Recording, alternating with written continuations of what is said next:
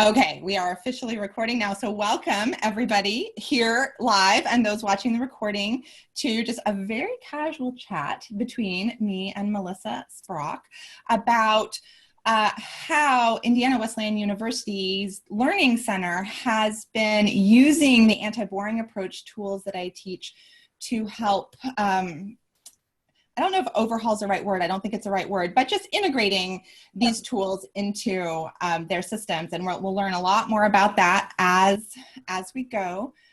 I thought there was one more thing I want to say. I don't think so. Melissa, I want you to say hi to everybody.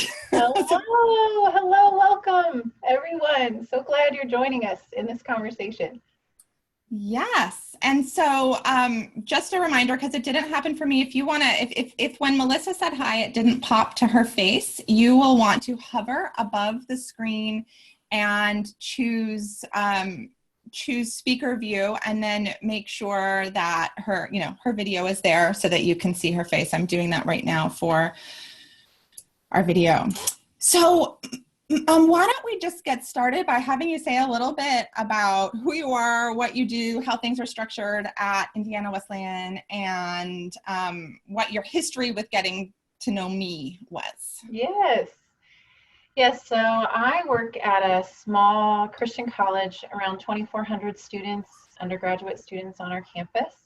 It's in the middle of Indiana, and my specific position is the director of our learning center, and then I also support foundation students, which are conditionally admitted students who have low test scores, SAT or ACT, that are below our admission standards. And then I also support probation students who, after their first semester, may struggle. So I teach a seminar for those students that incorporate the anti-boring study approach, and then we also incorporate this into our learning center, so our tutoring center. So that's a little bit of what we do. And do you remember, we've been working together for about a year now, right? It was about a year ago that we officially started working. And do you remember what your concerns were at the time that made you reach out to me to be in conversation? Yes, so a lot, and hopefully some of you can relate. Our students, a lot of our tutors especially, knew that they were good students, but had a hard time articulating why they were good students, and some of the study strategies trying to articulate that to our students that were struggling or that were using our services. So we need to define a common language for these tutors to communicate some of the skills, because we not only want to do subject-specific tutoring, but we want these students to understand what it means to be successful in all their classes, not just the one that we're tutoring in. And then also, Gretchen just does a really good job of communicating what I would say is theoretical understanding of how the brain works and how studying happens and all those things. She does a really good job of putting those into practical terms where students can then kind of catch the idea, which we want them to know the research and the understanding behind why we do what we do, but then also we want them to understand some practical tips, tricks, tools to implement into their everyday. So I think Gretchen offers both of those things, which is pretty rare.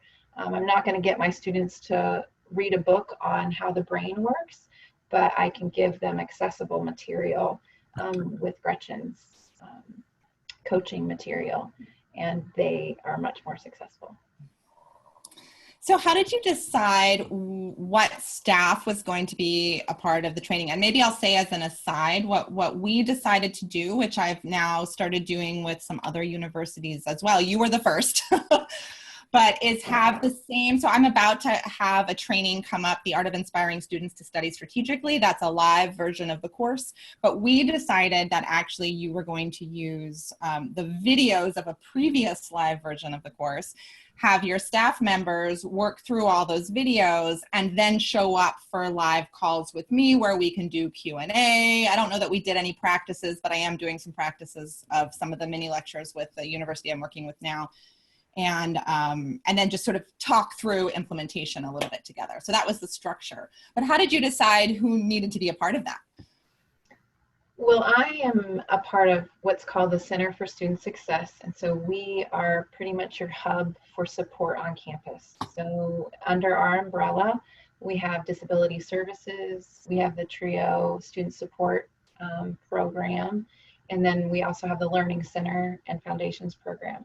We also have counseling, clinical counseling under our umbrella, and that was the only staff that didn't necessarily participate in this, but they're a part of our hubbub, so they know some elements even of the anti-boring approach, and will refer their students to academic coaching if things come up in counseling. So we wanted to have kind of a holistic, because there's a lot of overlap with our students. So the TRIO students are using our tutoring center, and the students who have learning differences will also be a part of my Foundations program. So we wanted to have a common language, and if we know from Gretchen and from other research that repetition is key to student learning, then we want them to hear it in many different ways from the different support staff in our office.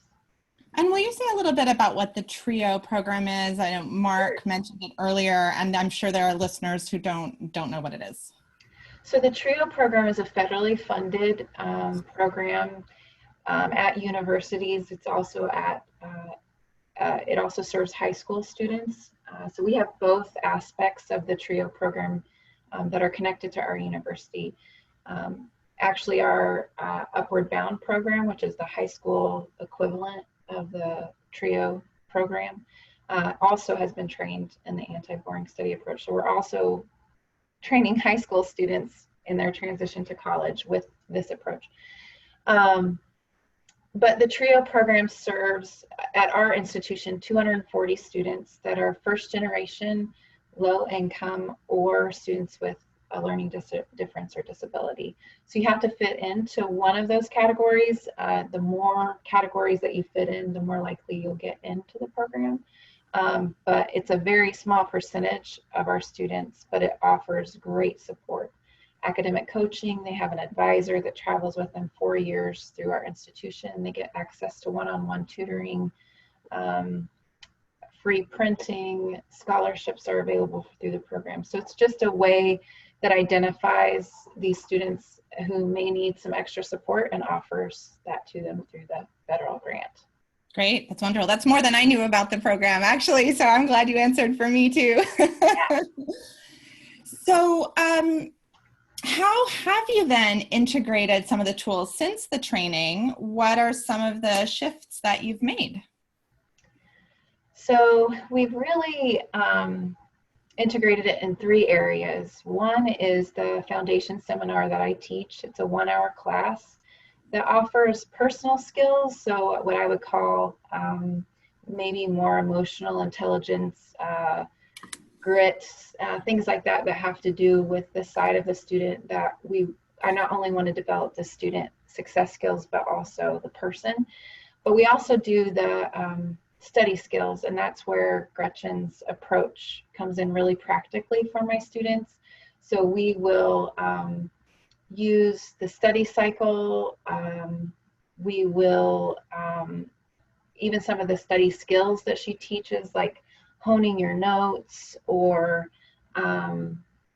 ways that students can practically apply her academic coaching class to my class. I've used a lot of her materials. One example of that is, just to get practical, we have an assignment where each student has to evaluate a test that they took. So let's say they could do well on it or they could not do well, but there's an evaluative process where I ask, what are 3 ways that you retrieved? So those of you that are familiar with the anti-boring approach, you need to prove that you know what you've learned. And so what are 3 ways that you retrieved for this test? And they have to document that with me. And then they have to go through and see where the encoding content was that they missed. So whether that's, how did I encode from the lecture? How did I encode from my textbook? and ways that they may have missed some information, and then evaluating a new plan. So that's just a really practical way that the class uses some of the lingo and some of the exercises that Gretchen gives in her class. The second way that we've used this approach is in our tutoring program. And so all of my tutors, there's around 40 of them, have this lingo down where if I come up and ask them, how are you retrieving in your tutoring session? And I tell my tutors that most of your session needs to be focused on the retrieval process. So we have a notebook at the front of our, I want it to be a shared folder sometime. It's kind of an archive of all the subjects that we tutor for and all the retrieval tools that we have. So we call them quizables, which is also Gretchen's language. What are some quizables that you can use in world civilization and nursing and stuff like that? So tutors don't have to recreate some of these quizables. They can use what other tutors have done before them, but we want tutors to help their students prove what they know, and then they can access and work on what they don't. So that's another area. And then our third area is in the TRIO SSS program, and all our TRIO counselors were trained and they do academic coaching in their one-on-one sessions with their students. Great. And I wanted to share my screen just momentarily. I know visuals are helpful for some people, and just to let people see the outline. If you don't know the Art of Inspiring Students, this is the outline for the one that I'm about to do. So it looks a little different. It's longer. It used to be a 5-week course. Now it's over 8 weeks, but it's all the same material. So when Melissa mentioned quizables, that's from this section about designing quizzable study tools. And the study cycle, where she's been referring to retrieval, mostly comes from that section. And so I really love that you have kind of this collection of tools. I love to talk about the toolbox, right? And so it sounds like your binder or whatever that is turning many of these lessons into specific, tangible tools that go into your tutors' toolboxes. Correct. Yeah, that's wonderful. Do you have any other, I think it might be helpful to hear like another one or two like really concrete examples. Like I loved the one about having students analyze their tests, but another couple ways that you've incorporated it in any of the programs? Let me think, our other ones. So one has to do with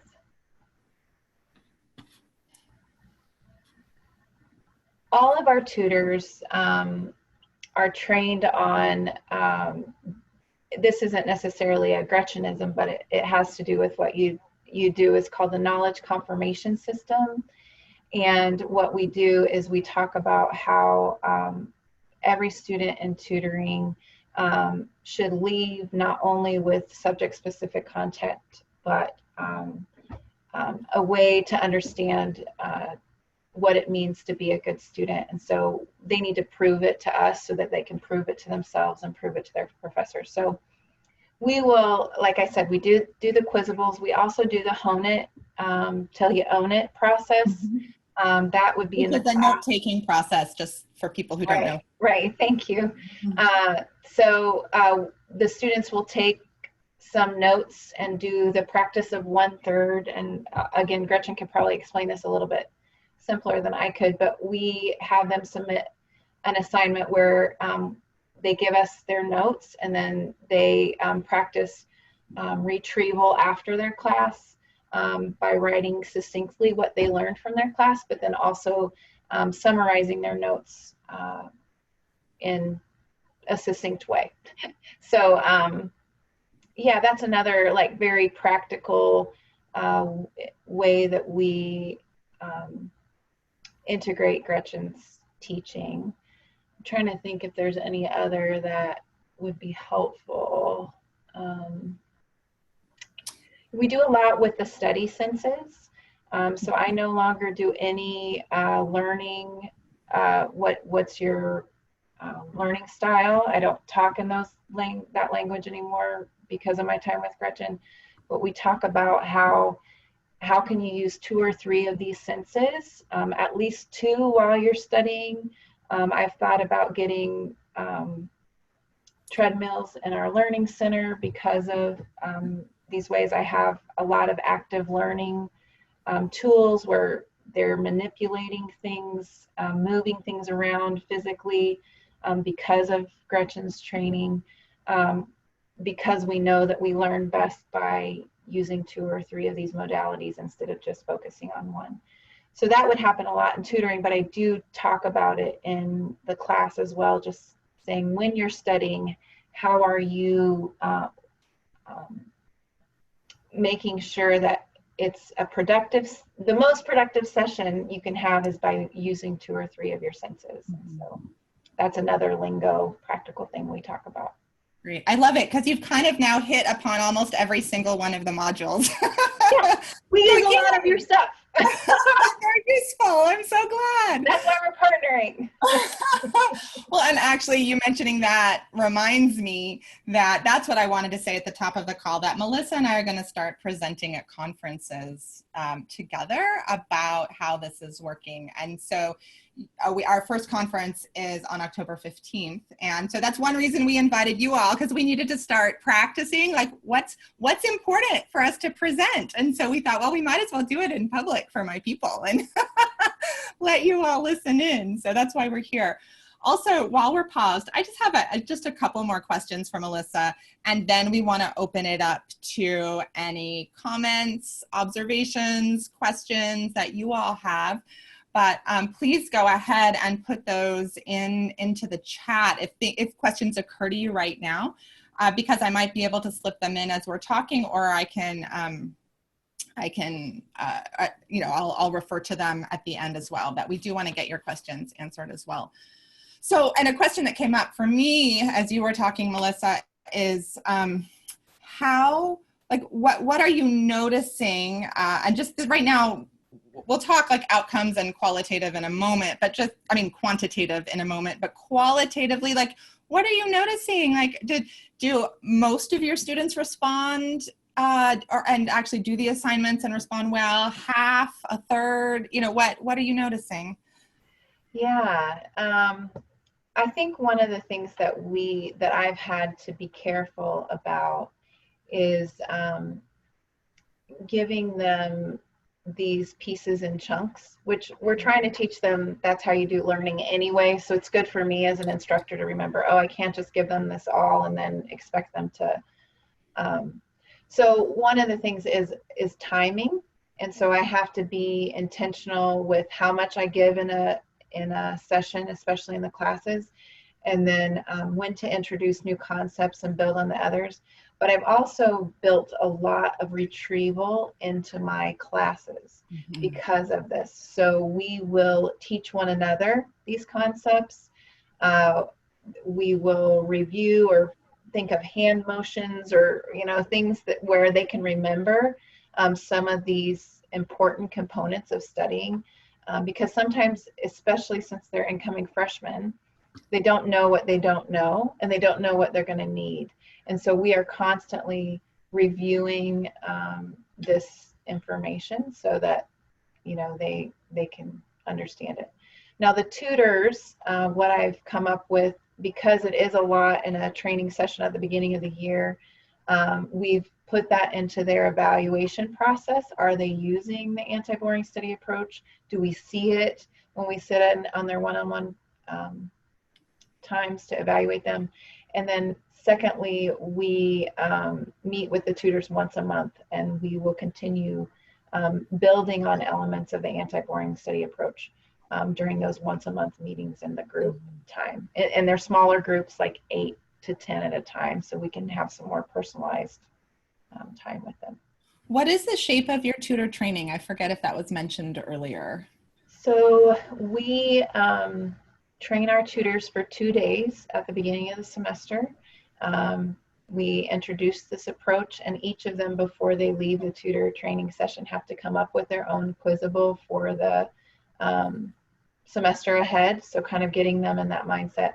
And then we have professional development once a month through small group interaction with a lead tutor is what we call them. So the lead tutors have been with us for at least a year and have all been trained.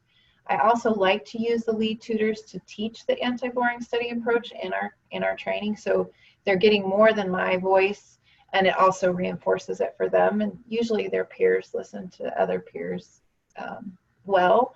So that works too. So yeah, we have touch points with them throughout the semester, but it's mainly emphasized at the beginning of the semester. Great. And the tutors who lead the training, then do you have a special training with them? Yes, they come back a day before everybody else.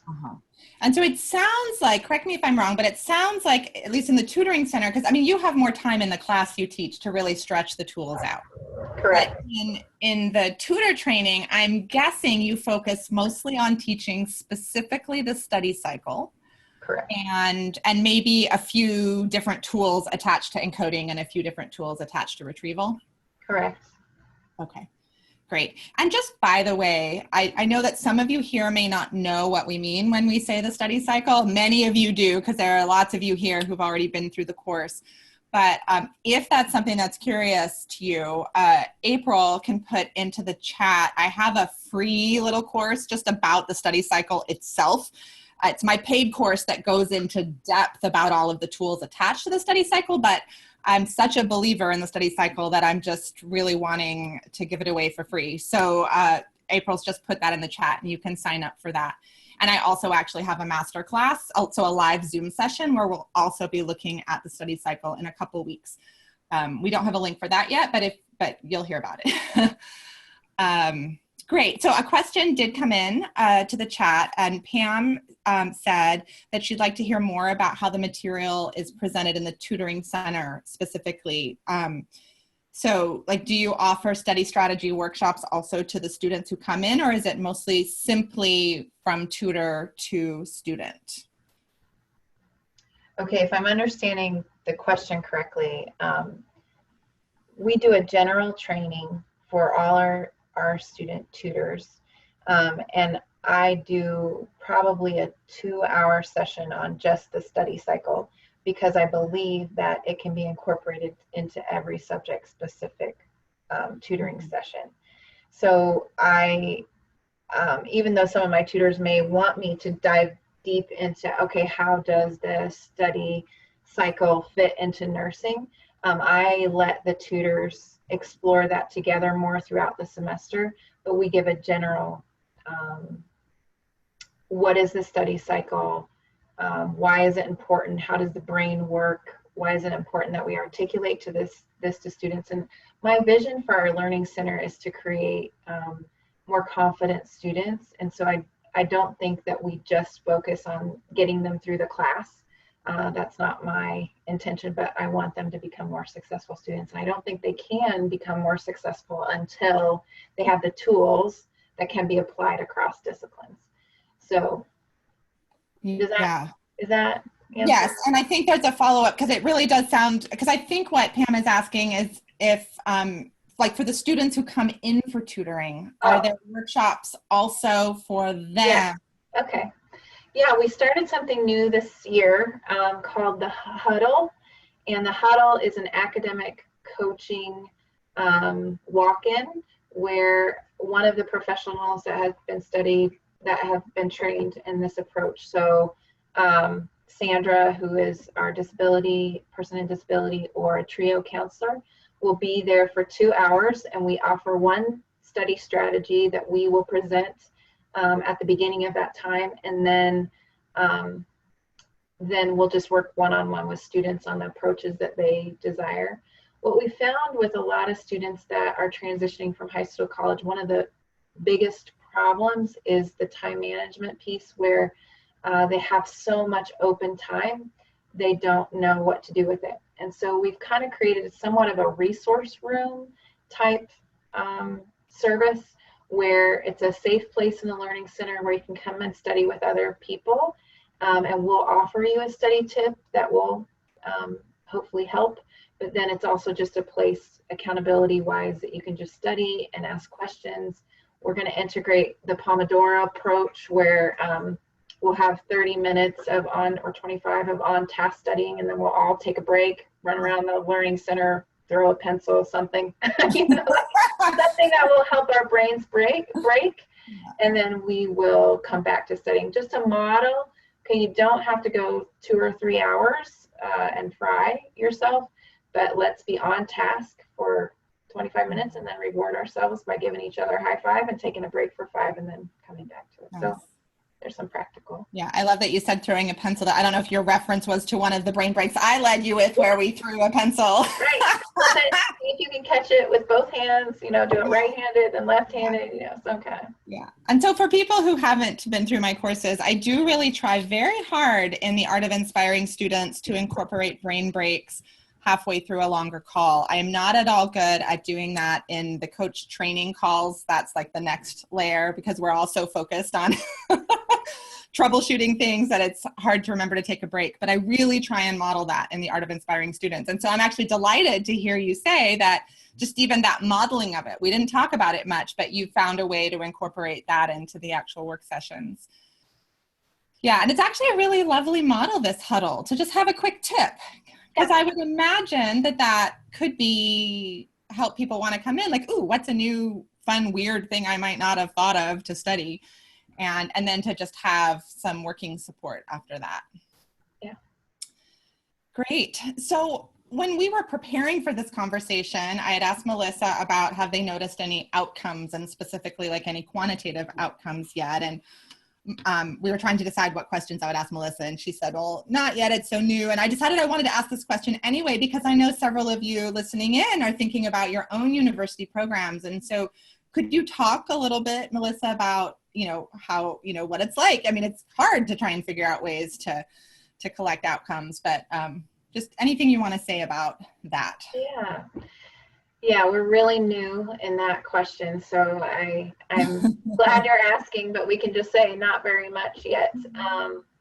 One of the areas that I'm hoping to incorporate is in a specific question after tutor training to see what they understood about the anti-boring study approach and how they're going to integrate it, just some reflective thinking in that area. And then again, we're adding it to the evaluation for tutors. Mm-hmm. So we're going to sit in with them in their one-on-one session and see if this approach is being used. The problem is seeing if the approach works with students. And as far as in tutoring, I don't know exactly how to, we do survey our students, so we could add a question in that, but I don't know, once it gets to the tutors, I don't know what lingo they're using. As I don't know exactly if students would understand that. In the class, I have them write a reflection paper on one of the self-efficacy skills that they're learning, whether that's self-motivation or positivity or, some of those things. And then I have them write about a study skill. And so I'm hoping that through that reflective exercise, they'll be able to articulate what study approach worked for them and how they're integrating it, and can kind of take that data. So still really new in how to see whether or not, and how to measure, I guess. I know it's helping students because I've seen it. That's why I'm doing it, because I've seen how helpful it is to have practical, oh, this is what I need to do. No one ever really told me how I should study. And I'm just rereading and rereading my notes to study, like I've heard that 1,000 times. So I don't know exactly how we're going to evaluate and prove, and for us to prove, kind of do our work, what's effective and what's not, but we're still in the process of that. I imagine we'll figure that out. Maybe when we're at the hotel in October, you and I'll figure that out together. That'd be great. I need a partner. Yes, it's always easier to have collaborators, which is one delight of mine, that now my program has been around long enough that I have lots of folks out there who are collaborators. So it's very, very juicy for me at this point. And I think the community and the way we use these tools will just now be growing exponentially, because now it's not just my creative brain, but it's how the brilliant ways that all of you are figuring out how to use some of these ideas. So one more question, and then we'll see where we are with if there are other questions or comments out there in the group, and then also maybe bring Kelly in for a couple minutes to talk a little bit about what Eckerd is doing. So what are the challenges you've seen so far in trying to integrate this degree of consistency around languaging and tools in so many programs? Probably the biggest challenge that we face so far is the turnover of not only tutoring staff, but also administration. So I have a colleague that works with me that we had trained last year, and she's transitioned to a different area. And so to teach the richness of Gretchen's class, we're going to have to have people keep going through the class, and then obviously that's a cost to our department. And then also with the tutor training, we're working on better retention for our tutors, but it's a lot to teach, and then for them it would be really rich if we could continue building on their prior knowledge and building those tutors. But obviously at a college campus we are losing tutors to graduation, which is good news, but also losing them to, major, they're doing positions that more closely align with their major. And so we are introducing this constantly, which is it's great, but also, I would love to take us deeper. Mm-hmm. How long would you say the average tutor that you train, is it just for that school year, or even half of a school year, or maybe for a couple years, or all of these? I'm hoping, so our learning center is about 3 years old, so it's not old at all, so we don't have a lot of data, but this year we have 43 tutors, and I have like 8 returners. So obviously graduation, one class of our tutors, we don't use freshman tutors, so we only have access to 3 classes. So a high amount, were seniors, but we did lose a lot of our juniors as well to major specific, again, transition. Yeah. So we're making changes on the administrative side to make tutoring easier. We're trying to up a little bit of our pay as well to make it more incentivized. But again, I don't think we'll ever, probably transition out of the problem of transition. Right. It's just built into a university setting where people are cycling through. And when they're doing so well in their majors that they really are wanting to move on. One of the cool stories that I'll have to share, though, is we had one tutor last year who was trained in the anti-boring study approach, and she wasn't eligible to tutor in her major. We have a stipulation where you have to have a B+ or above in the class to tutor, and she was getting A's in all of her general education classes, but not in her nursing classes.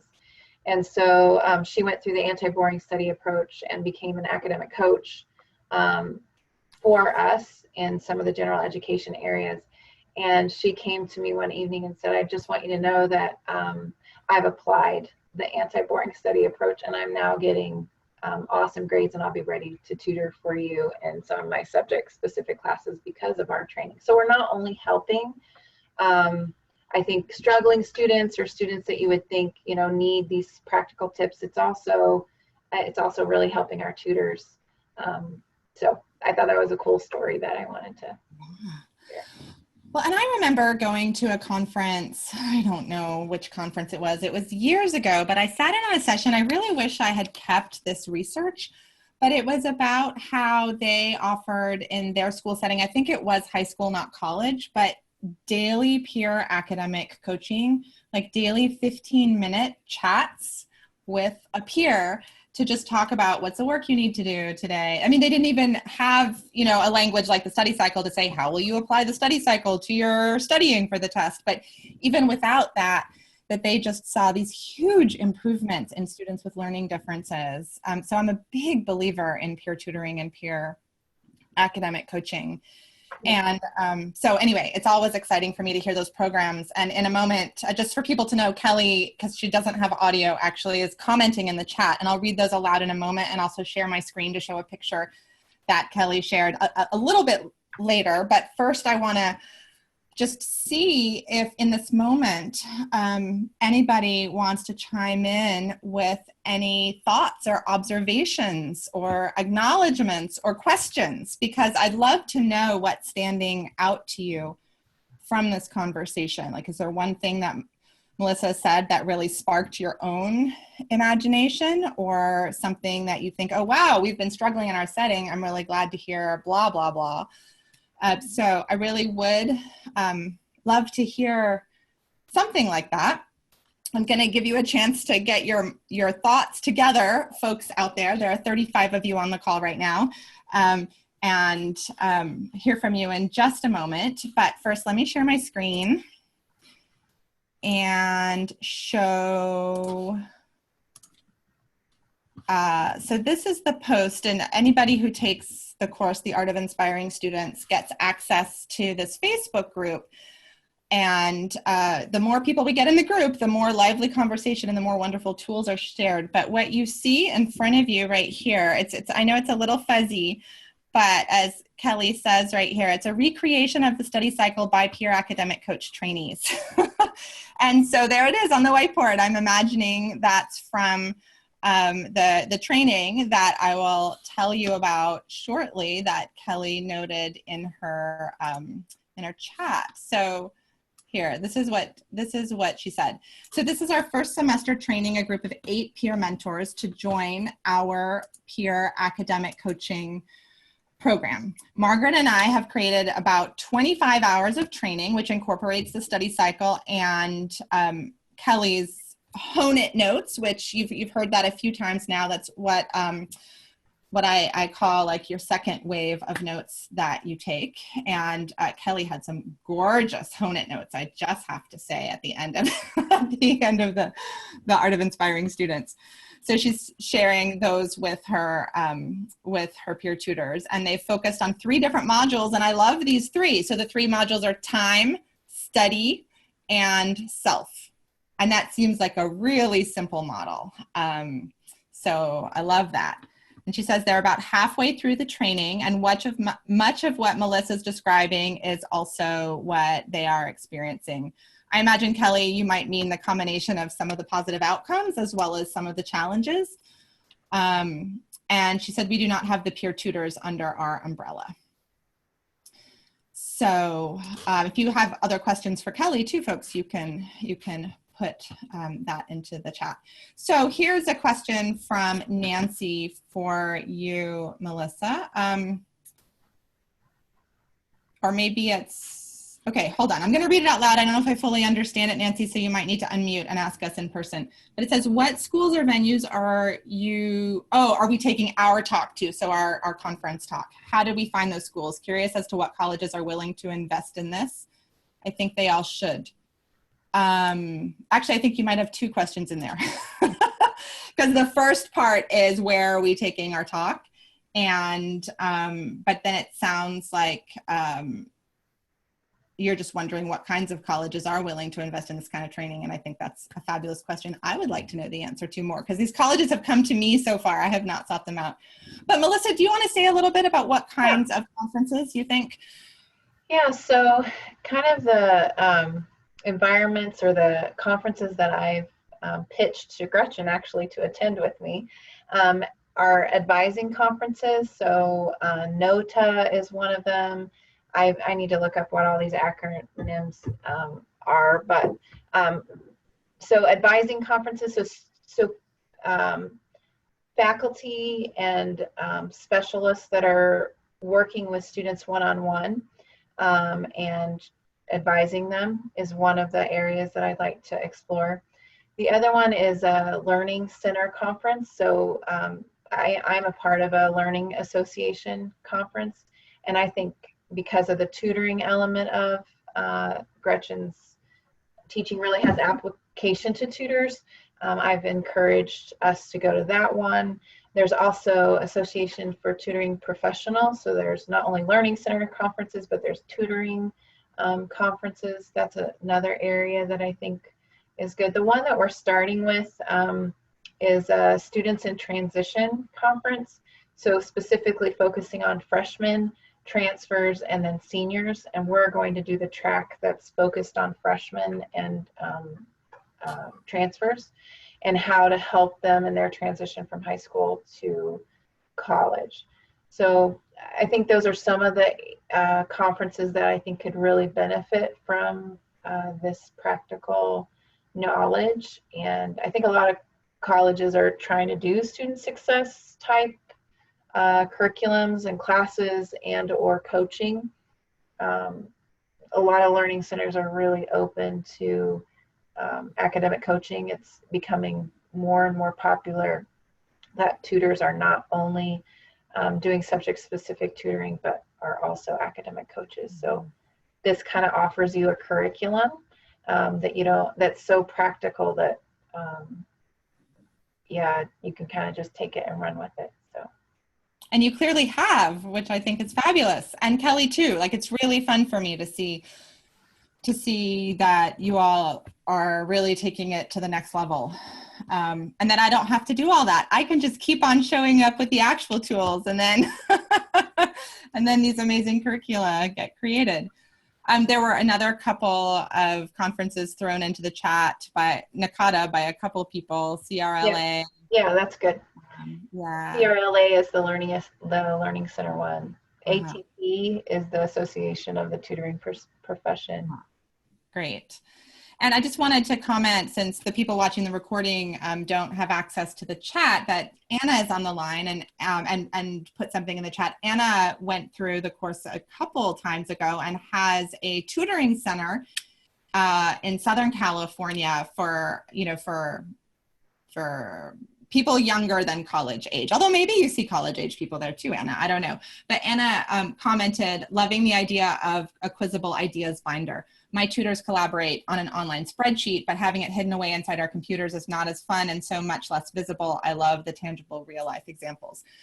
Yeah, and so Anna has the situation of needing to train tutors too, although those are tutors who have jobs, and hopefully, Anna, your tutors stick around to make good use of the training. Great. So are there any other questions or comments from anybody before we wrap up?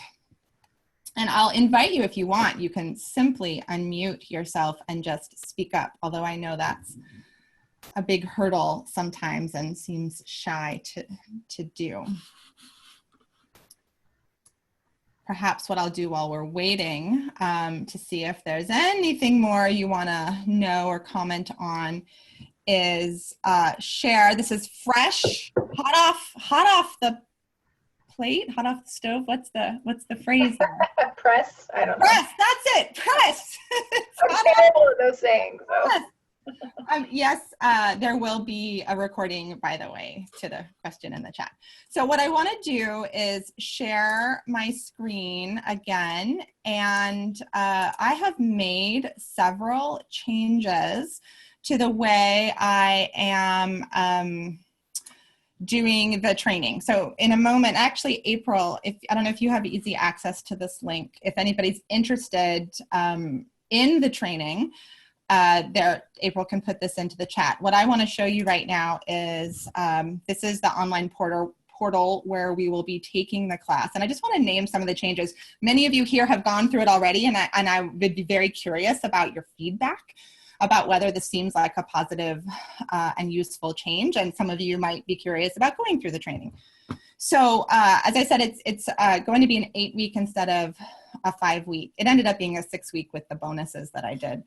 But what I've decided to do is change what I do in the live training calls. So before I used to have PowerPoints and I used to walk people through a lecture. And what I'm doing now is turning all of those PowerPoints and lectures into videos. So each of these will be will be a video that a new module will open every week, and you'll be able to watch the videos. And it will include an introduction to the idea of that module, and what the mini lecture is. And the mini lecture is how I teach you to give mini lectures to your students. And Melissa, perhaps you could even comment a bit. I'm guessing that one of the reasons this training was so useful for you in learning how to train other people is because of the mini lecture format, and because that made it really simple for you to learn it and then teach the same mini lecture to others. Is that true? Yeah, definitely. Great.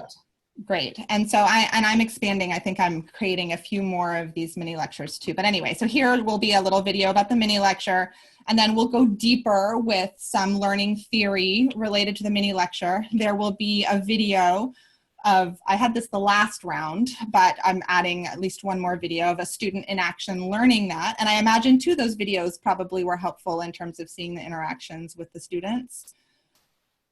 Yeah, definitely. It's a great way to see it in action, and then you can put yourself in that scenario and pass it on. Great. Yes. And then here, Prove Your Learning, that will just be the place where you post your thoughts and your own notes and your questions. You won't be posting here because I'm trying to have more consolidated postings. And if you are wanting to get some accreditation, you can get International Coaches Federation accreditation for this, or get a certificate with the number of hours. Then I'll be checking the Prove Your Learning sections just to make sure that you've been practicing your own retrieval here. So, and each of these structures will be repeated in each of the modules. And then the training calls will be, let me go down here to the bottom. Sorry, it's scrolling fast. I hope you are not dizzy. Here we go, mark your calendars.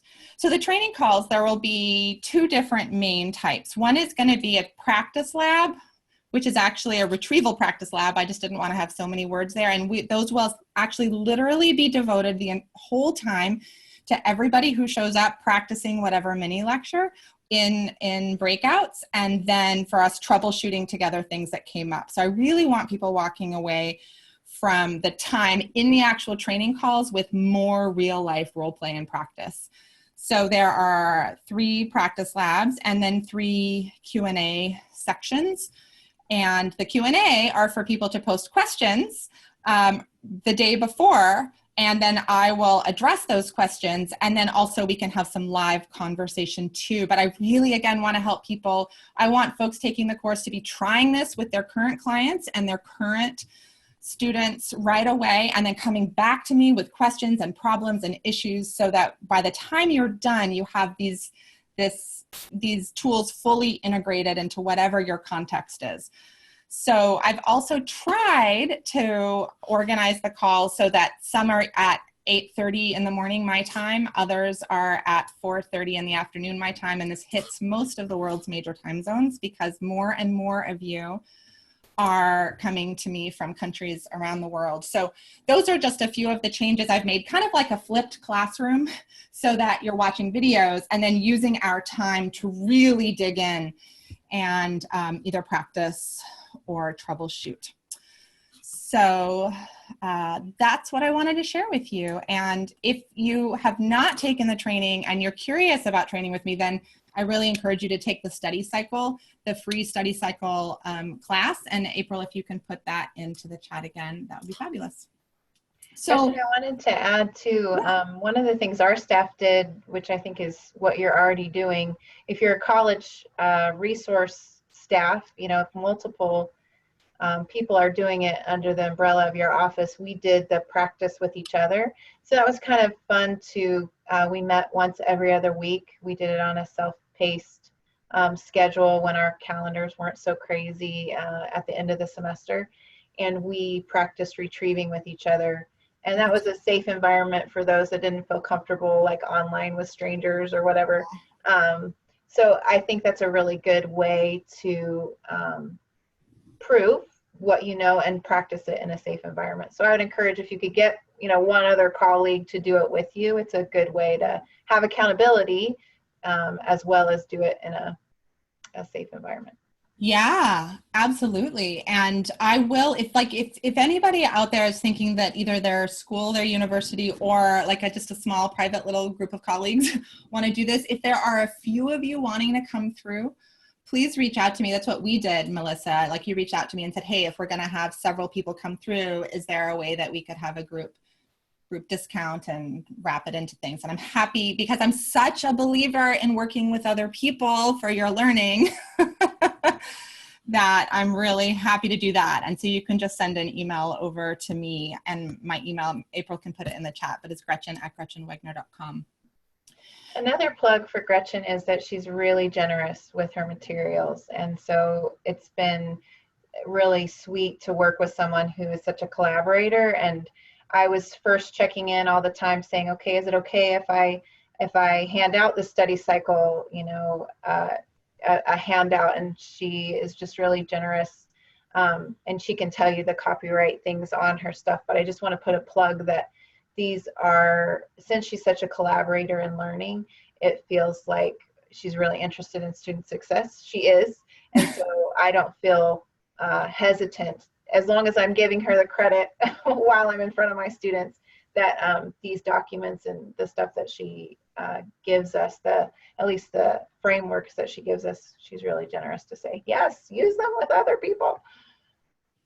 Well, and I find that the people coming through, I attract just the most wonderful, creative, kind-hearted people, I'm noticing. And so I just really love how careful people are to reach out to me and ask me about, can I use it in this environment or that environment? And so I'm usually, as long as we're in a creative relationship with each other, I'm always generally, I don't think I've said no yet. No. So I think I'm going to try, if you can stick around for just a little bit longer, Melissa, I'm going to try a trick that I often do at the end of my training calls, which is to just end the call. So I'm going to unmute everybody just really quickly so we can hear the chorus of voices saying goodbye. And then we can just hang out and see if anybody wants to just ask another question or make a comment before we take off. I can stay until about 15 after. I mean, Melissa, you can leave whenever you need to. But let me do that, wrap us up. Thank you, everyone, for being here. And now here's the unmute for us all. Goodbye. Goodbye. Bye. Bye. Bye. Thank you, everybody. Okay. I'm going to mute you all now just because there are so many of you, but we'll just hang out here. And again, please feel free to unmute yourself and just say bye or say anything you want to say for a few minutes.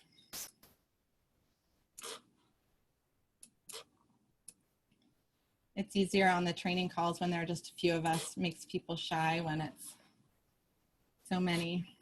I'm actually going to unmute you though, Melissa, just so you're okay. Unmuted. Yeah, Pam.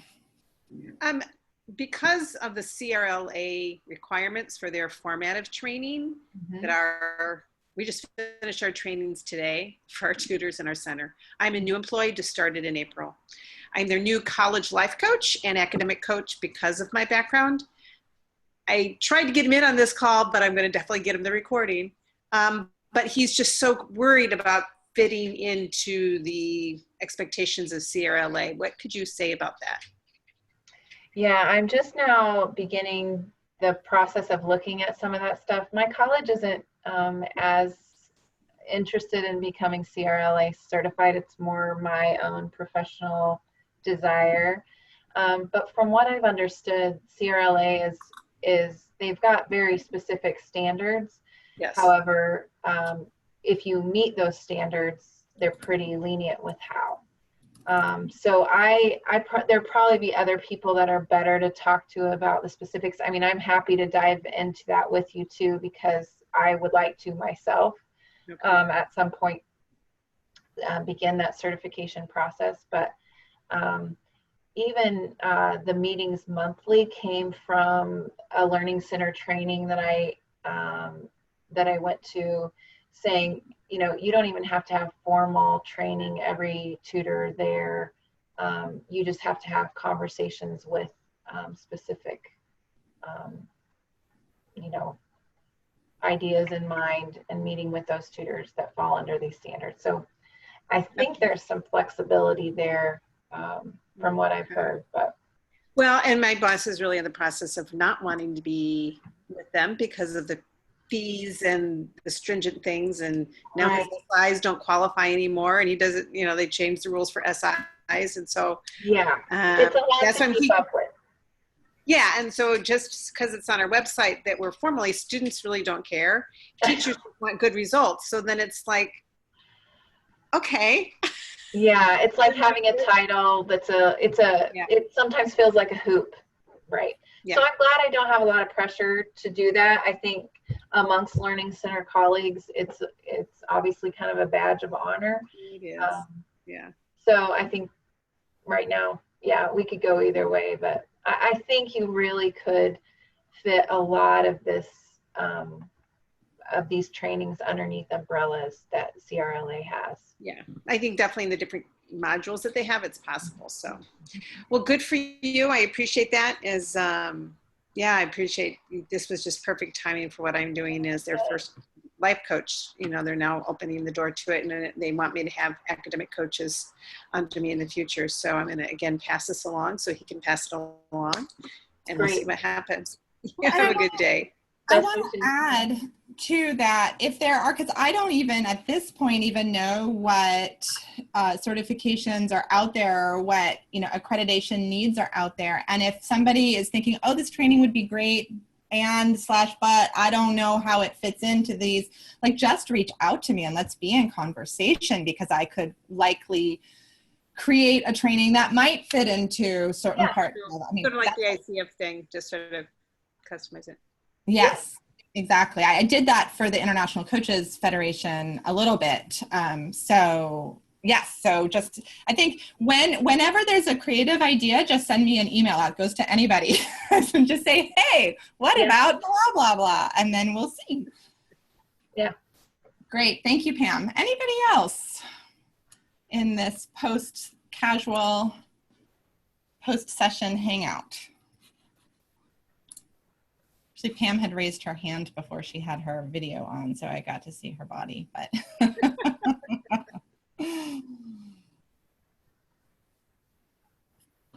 I also want to name, I think she's gone now, but I just noticed a little earlier, my mother was on this call. Oh, my son's name. I didn't know if it was related. Yeah. Hi, Mom. My mother, she was a high school teacher for her career, teaching geography, AP geography. And so it's fun to, she's on my email list. I didn't even know she knew about this, but I guess she's on my list, so. Well, I don't know if you saw that I put the NAED, the National Association for Developmental Education, and I think that would be a great place. I presented there before. Yeah. Remember, definitely some good stuff there. I'm adding that. I've got it out of the chat and putting it into the list for us to look at. Okay. Cool. All right. Well, it sounds like folks are just kind of hanging out, wondering if somebody else will ask a really interesting question. So maybe we'll wrap up. Thanks. Bye. Yeah. Bye.